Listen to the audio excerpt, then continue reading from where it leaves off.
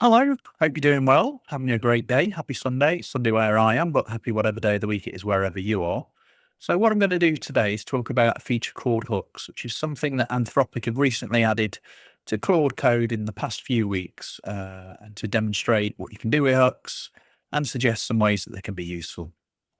So, we've already covered Model Context Protocol, MCP. So, we've done some things where we've created our own MCP capabilities, such as talking to databases, allowing Claude Desktop and Claude Code to be able to do things to basically query databases, to be able to talk to different databases and respond to natural language queries. That's a capability that we added, a very basic set of database capabilities. We'll basically decorate these with more advanced features over time. And also we've done things where we've allowed Claude Desktop to be able to talk to and control remote compute. So for me, I've been looking at CLIs long before CLIs existed for generative AI, because I saw this as the primary important use case for being able to utilize generative AI in many things, but development is one of those things. However, it required a few features, and I gradually added these features to my own CLI in advance of them becoming available. So there was basically three legs on the tripod that were required. One is extensibility. So I added my own capability to add extensibility via basically a JSON format that allowed me to create essentially new capabilities that could plug into the CLI to be able to do things. And now we have that with MCP, which is supported by a whole number of tool sets. It's become almost like the RESTful API of AI. So it's become a standard. So a lot of IDEs now support it. A lot of AI tooling support it. And Claude Desktop and Claude Code support it. So we've had that for a while. Hooks allow basically the capability to add events so that you can do various things, which are that's kind of the point of what we're doing today. I'll show you what hooks are and give you some overview of hooks. And then the third thing is to be able to run basically tasks, and Claude Code refers to them sub-agents. So basically parallel AI tasks that spin off in essentially new processes to be able to do things in parallel with the CLI doing something. So Claude Code has the capability to run up to 10 of these parallel tasks, and they're very, very thin Claude Code sessions that essentially have their own context, so they don't pollute your central CLI context. And you can queue them, and Claude Code will deal with that. It can run up to 10 at the same time. But Claude Code can either initiate tasks, or you can ask Claude Code to initiate a task, and it will do so. And the hooks allow you to see where tasks are getting to, so that you can basically essentially orchestrate your CLI infrastructure to be able to do things. So that's something I'll show you how the hooks work for that today. I'm not going to talk too much about tasks. They're one of the most powerful and probably most misunderstood or misused or underused, for want of a better phraseology, capability, particularly if you're wanting to do things in terms of creating a plan of something. And generative AI is all about planning, right? So if you use Claude Code, you'll know it's got a dedicated plan mode. And if you want to get a good outcome, you'll generally encourage Claude Code to create a plan. Ideally, as a user, as a human, you will break a big task into smaller tasks to give Claude Code the most optimistic chance of coming out with a positive outcome. So plan mode is a capability you can switch into directly in Claude Code in terms of the CLI, or if it determines it needs to do it, Claude Code will actually create a plan. And the result of the plan is basically what Claude Code calls a to-do list. So a list of things it will iterate through until it's completed what it needs to do. As it's doing things, it will generate basically these hook emissions. So think of them as events. And I'm going to cover how hooks work by just demonstrating it using Claude Code. It's the easiest way of doing it. So first of all, how are we going to do this? So let's get something up on the screen. So we've got a new Claude Code session. And also what we've got here is a console application. So let me explain what I've done. So what I've done is to be able to understand any feature in generative AI. People are quite lazy with generative AI. They expect to consume it and they'll criticize, or they'll be very positive about it without understanding how it works. So to understand how to leverage hooks, I need to understand how hooks work. I can read the documentation, but ideally I need to see the hooks as they're generated, being able to query the hooks to be able to then understand what I can do with them. So what I've done is I've basically created an infrastructure that allows Claude Code to emit all its hooks, and they'll go to a database. And I've created a command line utility, which you see on the right hand side of the screen here, which will then allow me to query these and see what's going on in the hook life cycle. So first of all, let's run a top command to see what hooks we've got. We haven't generated yet. It's a new Claude session. So let's just say hello and then let Claude respond. And let's go and have a look at then the top command and see what we see. So let's come back to the response. So let's run top. So we've basically got the most common type of, well, I won't say common, but the most useful type of hook, which is a stop hook. So once Claude has started doing something, it will continue to completion. And when it's finished, and so waiting user input, i.e. it's got nothing else it can do without some input, it would generate a stop hook. So we can see here, we've got a stop hook and we've got a count here of 3. So basically what happens during the course of the session, Claude will maintain basically a big set of a JSON array of JSONs that for everything it does, it'll create a new or one or more events that will be related to what it's done. And these will be populated during the session. And when it generates a hook, it'll basically emit the whole hook chronology for the session up to the point, and then you can then query those and take action. So let's have a look at the what we've got here. So we've got a focus command, which allows us to drill down into it. So 1017. And that was something, the first one was something I was doing, obviously, just before we started this session. The second one is the user command for me to say hello, and your user commands are also recorded as part of this. So essentially what we've got now is a full audit history of the hooks and what Claude's doing. So we can see everything that Claude has done and query it. Now, that is useful to a certain extent, but also what this allows you to do is you can also react to hooks. And I'll kind of try and describe how that can be useful, because not only can hooks be fired, but you can actually respond back. So you can do things with certain types of hooks, like a block or approve. So it can fire off something, say it wants to run a bash command and you haven't set any permissions in Claude. Generally in Claude, there's a project level permissions for things that you do where you can approve or deny Claude being able to do something and then interact with Claude to be able to suggest a different way of doing it, that build up over time. And these permissions will generate hooks. So over time, we'll see this as we go along, we'll generate various types of hooks and we'll try and describe what these hooks do. So we've seen a very simple set of events that we've done here to generate a stop hook. So another type of hook is a sub-agent stop. So basically what Claude can do, it can spin off a thing called tasks. So basically, as I described, a thin Claude Code session that runs in a parallel process, a separate Claude Code thin context with its own context. It doesn't pollute your CLI context to go and do things. And when it's completed, it will generate a sub-agent stop so that if you're trying to coordinate parallel tasks, you can see what they're doing and see where they are in terms of their life cycle. So let me just demonstrate that by creating a simple request to Claude. So I'm going to tell it to run a task to list the files in the current directory. Now, I'm telling it to run a task. It doesn't really need a task to do this. It could just do that directly with bash. But I'm telling it to do a task. Hopefully it should determine that I want it to run it as a task, and then we should be able to see what happens. So let's do that now. It may choose to ignore me. Oh, it's decided it is going to run a task. So it's creating a task to list the files in the current directory, and it's doing that as we speak. And then when it's completed, we'll run the top command and see what we got.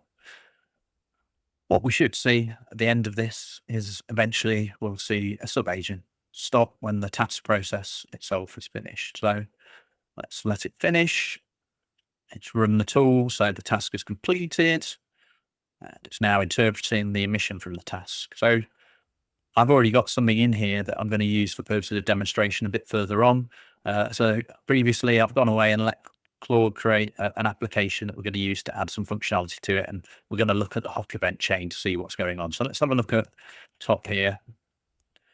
So you can see here that we've got so you've got two other types of hook: pre-tool use and post-tool use. So these are hooks that fire before it does something with a tool. So bash is an example of the tool. And after it runs a tool. So the post-tool use, so you can see when the tool has run. So the pre-tool use, you can actually use in a fashion where you can block or approve it at the orchestration level outside of Claude. So if this is going away to a third-party orchestration, you can go away and then potentially using Generative AI, you can either decide to allow or not allow. And in terms of Claude, generally, there's a functionality called a matcher where you can determine the permissions based on matching of certain things it's doing. And again, you can read documentation about matches, so you can use those out the box, but also outside of that, in terms of your hook orchestrator, you can go away and do things in response to things in real time to block or approve actions. If you don't say anything, you're basically approving it by proxy. So the stop hook is quite powerful. So say we're running a session. So you can see we've already had 2 stop hooks in this session, and you can see that count is going up because it's everything that happened in the current session. So that includes the previous stop event. So when we hit the second stop, we can go away and query back through all the JSON that was generated to see what Claude Code did. And then this allows us, for example, say Claude did some code modifications and it didn't run the tests, and we always wanted to run the tests. We can actually come back out of the stop hook and say, if it didn't run the tests, we can just come back to Claude and say, now run the tests. If it did run the tests, we don't need to do that because the tests have been run. So let's just go and do a similar thing now where we'll create multiple tasks and you can see what happens. So actually, let's go away and have a look at let's focus on the final stop before we, wrong window, before we continue. 1023. So basically, this is the stop, which is the final emission from Claude when it had finished. And we see various other things here to do with the other events. So this includes post tool completions and also the subquery agent stop. And you can see every action that it completed as part of that is listed as a set of JSON. So if we go to top again, let's go to the pre-tool use. So 1018. So here you can see on the pre-tool use hook event that's emitted, it will come in and it will say what it wants to do. And it will say it wants to use a tool to be able to list all files in the current directory. At that point in your orchestrator, you could actually, if you didn't like what it was doing, you could actually return back JSON, which basically says block and a reason, and it wouldn't then do what it was going to do. So let's go and do something with more tasks now. So we'll just have a very simple noddy thing to create 3 parallel tasks, then we'll look how that appears in the hook event lifecycle. So we'll go away and get it to do that. So that's it, to create 3 parallel tasks that basically sleep for 5 seconds and then just echo their task number. So you can see it's spun off 3 tasks now. It's echoed as requested, and eventually those will complete after the 5 seconds completes. And that will generate sub-agent stops for those 3 tasks. And then Claude eventually would generate a stop when it's waiting for full user input for the next task that we might want it to do. So if we go and look at top now, you can see that it generated a set of pre-tool and post-tool actions as part of what it wanted to do. And then we can see the 3 sub-agent stops because they're between the last stop and this stop. Those are things which happened in that chain of a continuous sub-session inside a session by Claude. So again, if we just have a little look at what's in there. So again, the final stop has the final emission that comes out of Claude. And if we scroll up a little bit, you can see the task completions firing here where it's emitting that the task is completed. We should be able to see at some point. Here we are, look, this is it spinning off. This is it spinning off task 1, which will basically sleep 5 and then emit task 1 completed. And here you can see the result of task 1, the event that was emitted when that task was completed. So basically, this is a very powerful way of orchestrating or viewing or auditing or controlling Claude to do various things using hooks outside of what's going on in that CLI session. Independently, you can look at what's going on and take actions. You can monitor what Claude is doing. Is it going recursive on something? How are the long-running tasks doing? Are they still running? Has it completed what it needs to do? Does it need more work to do? So that's something that you can do with tasks. So let's just quickly demonstrate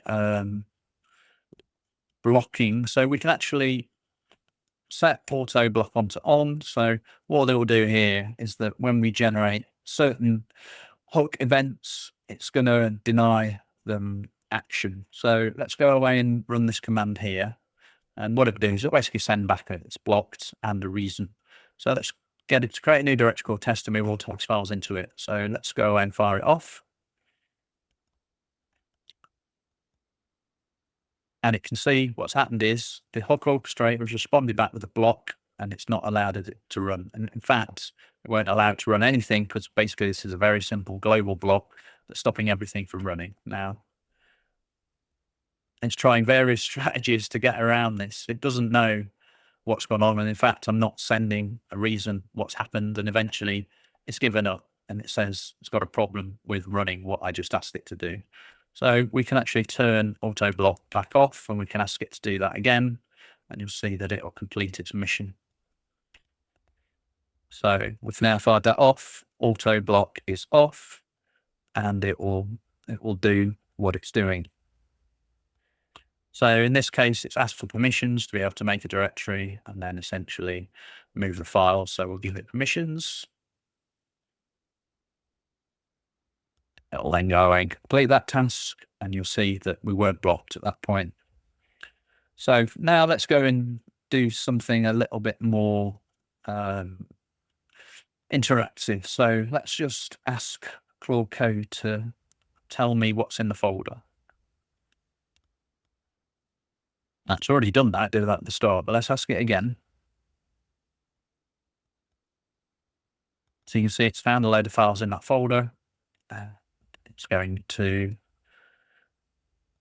tell us what's there. And it's telling us there's an application there, which looks like a C# application that has a console, has a class library, has tests to do things. So let's ask it to tell us what does the application do. It was created by Claude, but that was in a different session, so Claude doesn't know about it anymore. As far as this Claude session is concerned, this is completely new. So let's ask it to tell us what this application does. So at that point, it should go away and have a look, see what the application does. And you can see here it's opening up basically the main program CS for the console application. I'm just going away now, looking at some of the application library functionalities to see what it's doing. So basically it's command line tool for processing JSON files, has a beautify, minify, and validate function. So this was something that I went away before this, and I went away and got Claude to basically create me a JSON beautification console application. Now, actually, I gave it a fairly wide remit, and what it went away and did was it actually came back, and as part of its plan, it also offered to add JSON validation and minification. So I allowed it to do that. So it's now told us we've got this application. So how do we use it? So let's ask it to see if it can figure out how we use this application. We'll go away. We'll have a little look, probably the program CS. It'll determine what we can do with the application.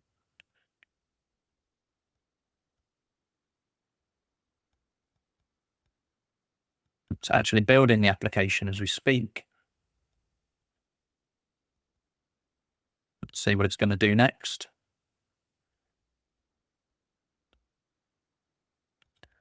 We'll say yes, and don't ask again.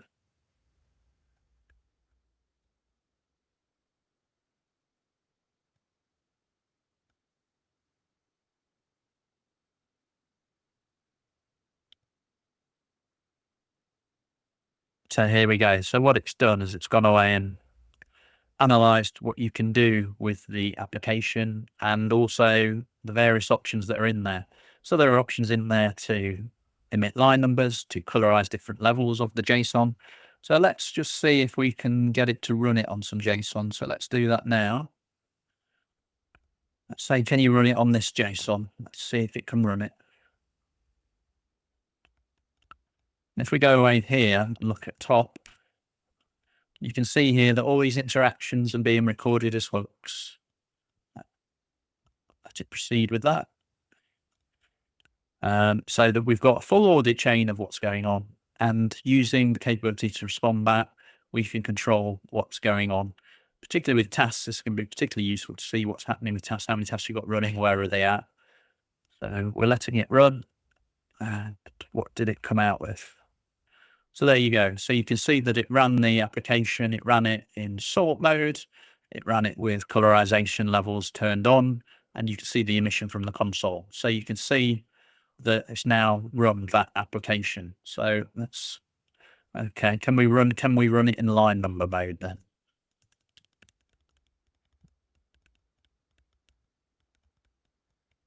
See if it can do that. And then we'll probably ask you just to do a very simple change. So again, if we look at top here, you can see that we've got, let's focus on what it was. Okay, actually, what we'll do is we'll do a top again because I can show you something else maybe. So it takes a few seconds, but basically Claude will wait a few seconds for user input. And if the user input doesn't come, it will generate something called a notification. So let me explain how this works. So that notification you can either use with a system to notify you that something's going on. You can create a single pane of glass potentially for Claude CLI sessions to be able to pop up toasts or to send a notification to your phone, to be able to tell you that you can do things. So this becomes a little bit more powerful with the final thing I'll show you in this demonstration, where we're running Claude Code in WSL. But what we can do is we can potentially create a process runner for Claude Code where we can basically control the console interactively. And when we've got a notification and we've got it in our audit log and we've got a single pane of glass that we can actually see that Claude has got somewhere, it can actually respond in the single pane of glass. And that process can continue because the application behind it, that's behind the cloud bus, can actually then emit things to that process, which you can't do with an interactive console like this, to allow it to carry on. So you could have multiple things running in Claude processes. And in fact, Anthropic encourages you to use things like tasks to be able to do that and do pipelining so that you can actually have things, freeze them, rehydrate them, have multiple things running. And when they get to a point they're stuck, you don't have to do one thing at a time. You can have many things running at one time. And as a human, you can switch between the things as they require human input. So let's just let it do what it wants to do. Well, actually, I wanted to look at that notification, didn't I? So let's focus on 1666. So this is how a notification works. So a notification doesn't contain anything about what caused a notification other than basically the process that was running it. But what it does do is it has a parent ID. So each event has a UUID, which is basically a GUID. So by getting the parent ID, which is D3111, we can go away and find the UID that is that. And this JSON, we can then go away and query, and we can figure out what it's asking for permission to be able to do. So potentially if you're doing something a bit more sophisticated, at that point, you can then get that thing to respond in the manner that you want it to respond. So again, we're waiting for it to do some stuff. So let's let it do its stuff. And we can see here that we've run it in line number mode. It's running in line number mode correctly. So we've got colorization, line numbers, we've got sorting. And we've also got, obviously, the colorization there as well. So let's go back. So Control R basically lets you switch between a full console view and basically a truncated view, because obviously it doesn't want to fill the window with lots of things. Final step to this. Shall we do this? Let's get it to make a... And so actually, let me get up the application.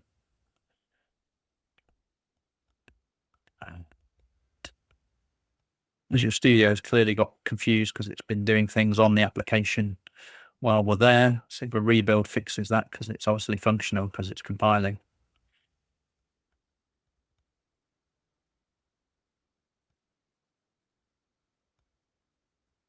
Just close all these. These are open from before. There we go. So Visual Studio got itself in a bit of a mess, but this is the application that went away and created. So I went away and created a console, created an application, which is basically a library, a class library with all the features to do the minification. We can show the minification, but it can do minification, do beautification, and also do JSON validation. Now, I gave it a very open spec to this, and it went away and did a whole raft of stuff that I didn't ask, but I saw the plan. So Claude likes to plan. So it's key with generative AI, break things into smaller tasks. And Claude Code tries to encourage you to do that by basically creating a plan, creating a to-do list, and then actioning that to-do list. So I'll let it go away and do its plan, and we've got this application which we can now go away and do other things on potentially. So let's do that. Let's go away and give it something else to do. So say, tell me how to mode show JSON statistics, and let's see what I should have put it in plan mode there. Will it go into auto plan mode? So Shift Tab basically switches modes. Okay, so it's basically going away and created a to-do list. So it's essentially planned what it wants to do.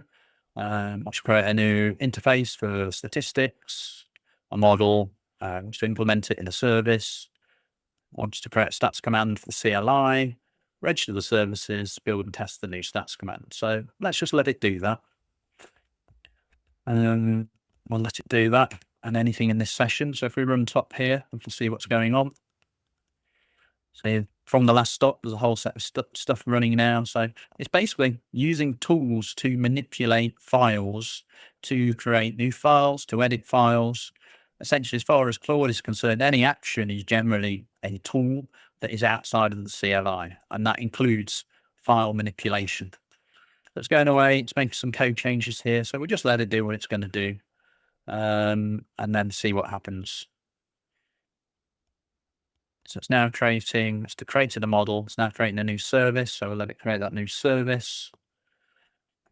It should then build and test the new stats command. I wasn't explicit about adding tests. So maybe at the end of this, we'll ask it to add some tests as well. But let's just let it crack on with what it's doing. And then I'll show you one final thing before we wrap up, just to give you a little bit of idea of some of the things that you do in a more advanced mode. But as I said, you can use this auditing capability now because that's going somewhere. If that's going to a cloud database, you can have a cloud web UI. So you can be wandering around on your phone and looking at a website that's showing you what's happening with your Claude session if you're doing other things. If you're doing something bigger, and ideally you break the big thing into small things and Claude will create a plan, and that plan could have 20, 30, 40 steps. As long as that's broken down into smaller steps, you can let that plan run, and that plan could take some time to run, right? So you let it run, and then you can see what's happening via your web interface. You can see notifications pop up if you generate pushes as part of the notification lifecycle, or as the audit chain sort of builds up in the Hub database, you can create essentially events that notify you on a device. So you can obviously then monitor what's going on with your Claude session independently of what it's doing. And that's what you see a lot of the demonstrations people. My first hook is generally something that sends an SMS or something. So it's created a stats command and it's registering the services, the DI for the program.cs. And then we'll let it do its stuff, see if it builds. So we were at 1077. Should see that's considerably higher now. So we're at 1093.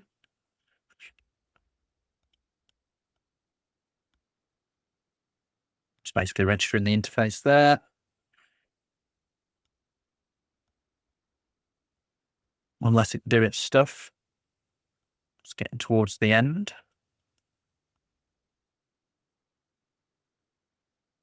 And then we'll see if it can run the changes it's made. Now, of course, what you can do, as you know what the previous stop request was, what the current stop request was, you can then go away and have an audit history of everything running in the console while not in the console. But also you can run things like AI to analyze what Claude did, or Claude to analyze what it did independently to see if it can make some suggestions. So reflection almost on what it did. Have I done this right? Is there anything else that we should have done? Does there look like there are any issues on what's been done? So reflection is a very powerful strategy in terms of generative AI. So again, you can add that extra level of depth to what you're using this tooling for above and beyond it writing code. So now it's trying to build the application. It's got some build errors, maybe by the look of it.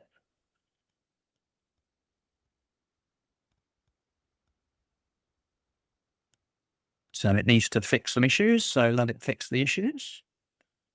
So what it's done is basically analyzed that emission from the build command and it's fixing some issues. So table is a Spectre console pattern for basically creating nice console table style applications, which we saw when we rendered the JSON. It was in like a pseudo command window table.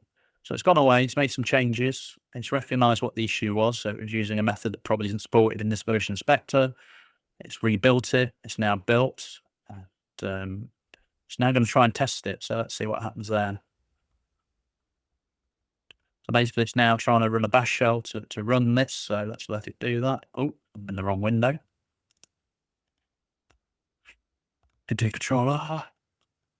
So you can see here in stats mode now, wow, it's gone and taken things a whole lot further than what I asked. Not only has it generated statistics, a whole set of statistics I didn't ask for. It's also created a little pseudo chart analysis of what their statistics are. So now it's come out of control R because it seems to be doing something else. It wants to run compat mode. What the hell is compat mode? Okay. It's a mode that doesn't run it in terms of the table. So almost like a single lines summary outside of a table by the look of it. It's trying to run it.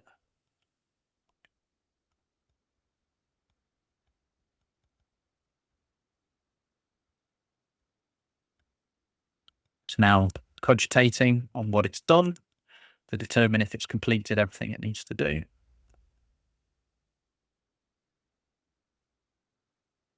There we go. So it's given a summary of what it's done, the changes it's made, and it's completed its mission. So let's ask, did you add any tests?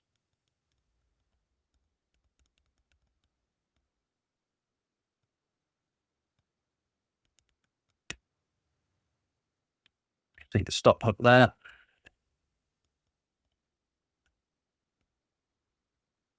So now I didn't tell it to write tests. And again, as part of a stop hook, if it hadn't run tests, we could have commanded it automatically to run tests. So you've got a whole set of granularity of control here to make Claude do as much as it can on its own before you need to interject. So we could have detected it didn't create any tests because we saw what it did. Now AI can do that. We can actually pass what was happened. It can infer what happened. And were any tests created as part of this? No. Tell it to run tests, create tests. So it's now creating some tests for this new JSON statistics service. So we'll let it do that. One would assume it will then try and build it. One would assume it would then try and run the tests. So let's go away and let it do its thing.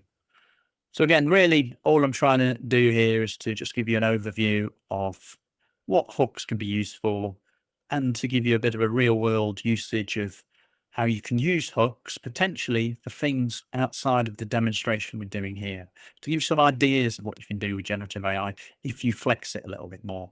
Okay, so now it's created some unit tests and it created 235 lines, so it did quite a lot. And it's now trying to run the tests to verify what went on.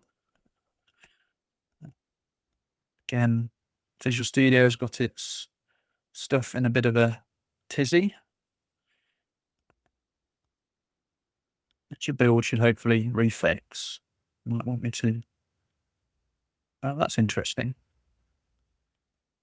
Right. So it looks to me like it tried to use XUnit, which I didn't tell it to do. There we go. So it's figured it out. Now, again, as part of the stop hook or as part of the hook emission, we could detect this automatically and we could see that it had I didn't tell it to use NUnit. It decided to use XUnit, but it didn't go away and check that it was using NUnit. And that's where you've got to be very careful, obviously, with generative AI. It's realized its error now.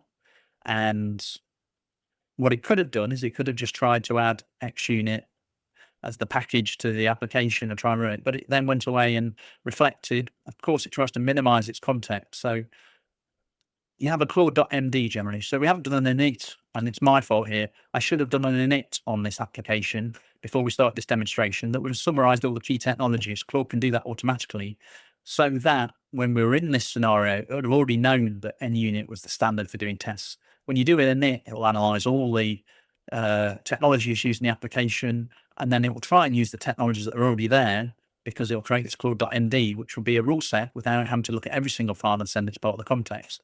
So my bad for creating a new application and not doing an init was that I've now got penalized for that because it tried to use XUnit. So it's now basically trying to build the application and run the tests.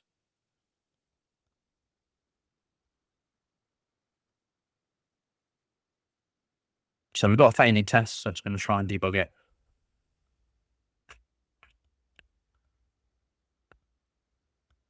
I won't try and build that while it's doing stuff. So Visual Studio obviously hasn't caught up with the fact that Claude has changed things at such a pace. It hasn't recognized in the IDE yet what the hell is going on. So it's trying to fix the test.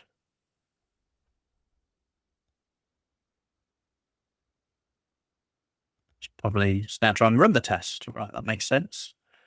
And let's see what happens. Now, as part of the original application, it added code coverage tooling. So what it's doing now is running the code coverage tooling to see what the code coverage looks like. And we see it's got 36 tests. And I assume it's going to summarize that in some nice little style to give me an idea of what the code coverage is like and maybe make some suggestions where it's lacking or whether it deems it's sufficient for the current application. So we're now getting to the point it's going to generate a summary. So in a second or so, I'm guessing that will appear and we'll see what is occurring. Let's just go back to that application while it's doing that. Here we go. It's had a comprehensive 13 test cases covered, 36 tests passing, it's used end unit and mock. And again, my bad. Always when you create a solution with Claude or you import a new solution into Claude, the first time you've seen it, create an init file. And this simple text file, claude.md, makes a massive difference to how this particular tool set works because it'll summarize all the technologies used, which means you won't have this deviation from intent that we got here. So I think I'll do for that. So one more thing that I'll show you because we're running on a little bit now. So I've got things to do at some point. So what I've got here, this was a little bit of a pain, but you can see that we're running Claude on Windows in WSL.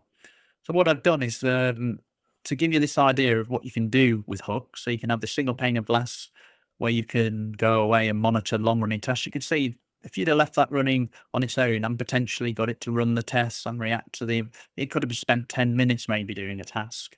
You can monitor it independently. You could use notifications, but you can also potentially, if you can host that process, you can then control Claude. So this is Claude hosted in a process. Now this is a little bit of a pain to do, but let's go away and do something.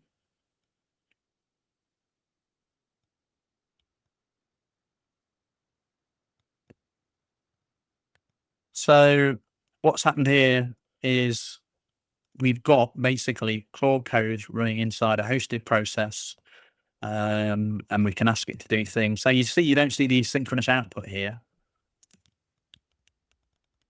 Interested to see what happens here because of permissions, but maybe it'll bar. Shall I try it? Let's try it. I've only just really got into the point of sort of doing things with these hosted process to take it to the next level, to be able to do things where, so for example, if you get a notification on your phone, you could respond back on your phone to allow Claude to continue outside the current session. And there we go. It's gone away and it's come back and it's told us what's in that folder. So this capability allows you to take things to the next level. If we've got an audit log of everything we're doing in Claude and we've got an orchestration layer that can react to that, then we could display things in a web interface. Now this hosted process could be behind a cloud bus and the web interface could be somewhere else that emits what's in the hook chain of what's happened. We can see what's happened here and we could actually put our commands into the web interface and get this Claude session to happen and continue without us having to be on the computer, on the console. And in fact, what you can do is you can pile up a whole set of Claude tasks potentially for Claude to do, and you can go away and let them pile up. You can use a web interface to go away and identify what's been done, what hasn't been done, where you've got to. So you can take these capabilities like hooks to a whole new level if you use your brain to think, what can I do with it? First of all, if you're auditing them, it gives you a whole set of capabilities for being able to do things in terms of more creative permissions other than the user style permissions. You can have an AI permission service that did various things. You can do things to say, if you hit a stop event, make sure if you have you run any tests? Let's check. If you haven't run any tests, make sure you run the test. Have you built it? If you haven't built it, build it. If you built it and it fails, fix it. If you built it and it passes, as in it compiles, and you haven't run the test, run the test. You clearly, if you haven't built it, you haven't run the test. So you can do things where you can actually automate to a certain extent how Claude works to get it to do things more proactively than it might want to, or more how you'd like it to work. So really, that's all I was going to talk about today, trying to give you a bit of an idea about hooks work. Hopefully you found that useful and maybe it's given you some ideas about what you want to do with hooks yourself. So that's all I've got to say today. So hope you have a great rest of your day. Look after yourself. Take care. Bye-bye for now. Bye-bye.